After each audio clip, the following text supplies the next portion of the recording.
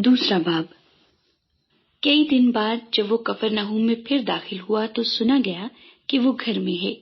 फिर इतने आदमी जमा हो गए कि दरवाजे के पास भी जगह न रही और वो उनको कलाम सुना रहा था।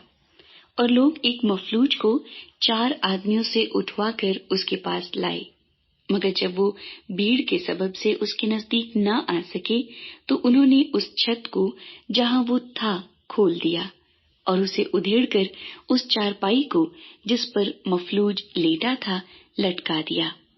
यीशु ने उनका ईमान देखकर मफलूज से कहा, बेटा, तेरे गुनाह मुआफ हुए। मगर वहां बाज फकीर जो बैठे थे वो अपने दिलों में सोचने लगे कि ये क्यों ऐसा कहता है, कुफ्र बकता है। खुदा के सिवा गुनाह कौन मुआफ कर सकता है?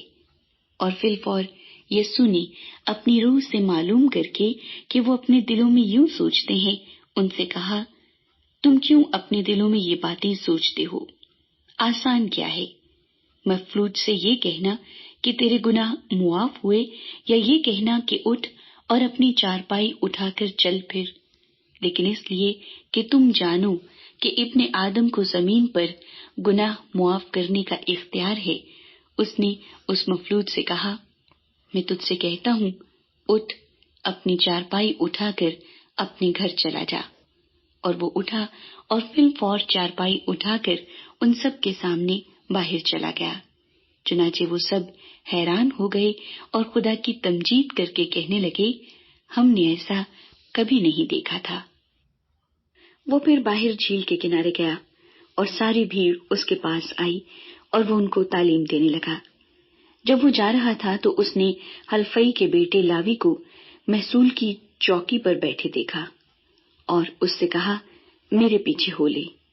बस वो उठकर उसके पीछे हो लिया और यूं हुआ कि वो उसके घर में खाना खाने बैठा और बहुत से महसूल लेने वाले और गुनाहगार लोग यीशु और उसके शागिर्दों के साथ खाने बैठे, क्योंकि वो बहुत थे और उसके पीछे हो लिए थे।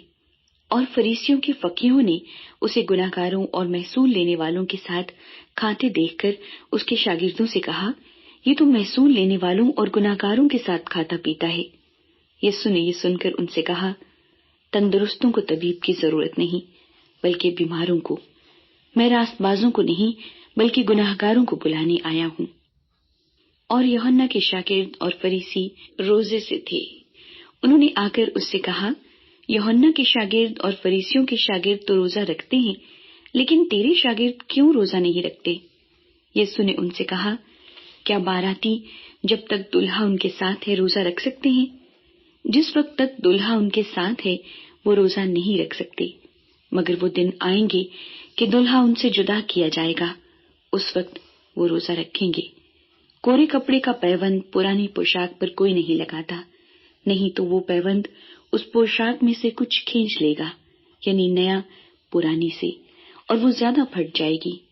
और नई मै को पुरानी मशकों में कोई नहीं भरता, नहीं तो मशकें मै से फट जाएंगी और मै और मशकें दोनों बर्बाद हो जाएंगी, बल्कि नई मै को नई मशकों में भरते हैं।